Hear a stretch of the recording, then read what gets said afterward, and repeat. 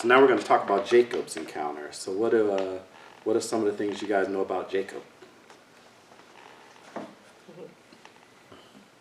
He is the one that stole the what do you call it? Being the first son. Birthright. Birthright. Yeah, Yeah, he stole the Well, birthright. he didn't steal it, did he? From Esau. Right. Well, he was hungry. Right. He tricked it. Yeah. So how did he steal it? Or Eating. take it? Hungry. Yeah, he offered him some food. Food. He offered him some food in Yeah. exchange for his birthright. Birthright, So yep. brother. Yeah. What else do we know about it, Jacob? So he was the descendant, Abraham and Isaac. Yeah. So he was Jacob. Anybody know what Jacob? How he got his name? It means wrestle with God. He wrestled no, with God? No? He did, but that's not what his name meant.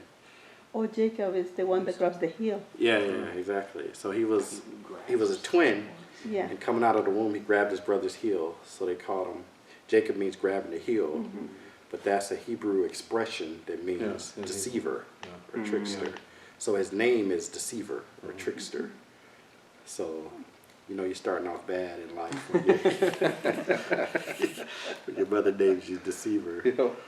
But he did. He lived up. He tricked Esau out of his birthright, and then he tricked Esau out of his blessing. So he put on he pretended to be his brother. His father couldn't see. He pretended to be his brother. Put on animal skins. With the help of the mom. Right. His mother told him to do it, and so his father said, asked him what his name was 3 times, and he said it was Esau. So he lied and said his name was his brother's name. And then his brother got mad and was going to kill him, so he went to his brother-in-law. And on the way there, he had a dream about a ladder, Jacob's ladder, and then his father-in-law, he met a girl, Rachel, that he liked. And then what happened with that? Anybody know?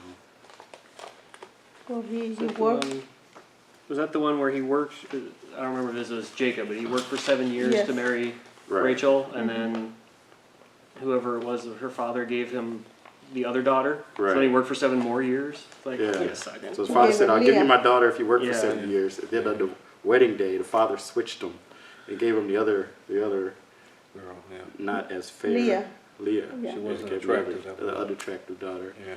And so he switched. So then he had to work more to get the other one. Then he eventually got the other one. Oh. It's like a soap opera. Yep. And he had First one. so he had 2 wives, so he had kids, and then one couldn't have children, so she gave him her servant to have kids with, and it was just a big mess. He had 12 kids, which became the 12 tribes of Israel. And so he tricked the father into taking his flock, tried to go home, thought his brother was going to kill him, but then he wrestled with God, and God blessed him, changed his name to Israel, and then his brother didn't kill him. So that's the Yeah. story of Jacob. In conclusion, so Jacob had a history of running from his problems.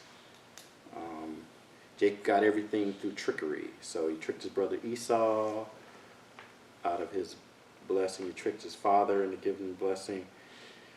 Tricked his uncle. Even though God had promised to prosper him, he still relied on his trickery. He still relied on his ways. And so when Jacob thought Esau was going to kill him, then there was no more trickery to be done. It was like, okay, this guy's going to try to kill me, and he was out of tricks. So Yeah. Plenty. at that point, he decided to seek God. So he wrestled between doing the things in his own strength or trusting in God. So we may think that our methods are better than God's methods sometime. And so sometimes God may have to inflict pain on us in order to get us to see things his way. Kind of wake you up. Yeah. Kind of shakes you a little bit. Shakes you up, yeah. So it shakes you up, and it'll turn you towards him. And you may have a little limp after it, but at least you'll be walking in the right direction. It just becomes slow. I'm thinking about the socket. The socket is slow as anything.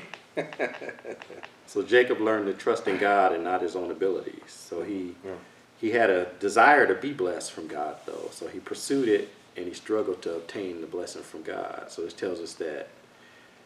So Jacob was confident that God had a blessing for him. So even though he was hurt, he still said, no, I'm not going to let go till you bless me. So that means that he really, truly believed that God had a blessing for him. So he had faith that God was going to bless him. So, and since he struggled, then he did. So when he got the blessing from his father asked him the name, and he responded Esau. When he received the blessing, that was in deceit, and it wasn't profitable. But when he finally proclaimed his true name, his true identity, and got the blessing in his own name. So once he came to grip with the fact that God was in control, then God's able to change his name and therefore change his destiny. And so when Jacob came out of the encounter, from then on he was dependent on God. He didn't have any more tricks and no more deceit going. So this is a story of one, a sinner who recognizes his miserable situation and begs God to change his life. So it's also a story of a believer that fights in prayer, not quitting until God answers a prayer. And even though he doesn't see an answer coming, continues to fight in prayer. And it's also the story of the nation of Israel, who even though they did bad things and turned from God, and when they were in danger, they would turn back to God. And God would always help them, even though he would sometimes discipline Up them. until now, he's still Right. He's still faithful helpful. to them. Yes. Yes. Yeah. Even though sometimes he has to discipline them, send them to Egypt for slavery. So the ascent up the ladder is where we experience the presence of God. And the descent back down is when we realize that it's in the world that God wants us to act. And the encounter that we have when we meet with God, it should impact our lives and impact other people through us. So God's ultimate goal is to have a relationship, intimate relationship with man. So that's why he created the earth. That's why he created the Garden of Eden, so he could be there with Adam. So he created the Garden of Eden so he could be there with Adam and have an intimate relationship with Adam. Intimate in the sense of a close relationship, face-to-face friend encounter. And so when Adam fell, he broke that relationship, and so the fellowship was gone. So God could no longer commune with Adam in the same way. Could no longer commune with man, which was his whole goal. And so he set in place a path to restore that fellowship. So he chose a family, chose Abraham, Isaac. He chose a family that would eventually give us Jesus. And then Jesus would die to restore that relationship. So now that God lives in us. And so like the whole goal, now he can have again his fellowship with us. But now we can go through Jesus. We can have access to God. All of us can have a face-to-face encounter with God. So Jesus' death restored our fellowship with God, and now he dwells in us. So when we believe in God, we know that he's the only one that can give us what we need.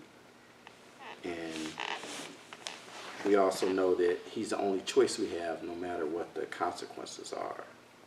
So even though the response is sometimes hard, sometimes we need to go through pain to get the real blessing.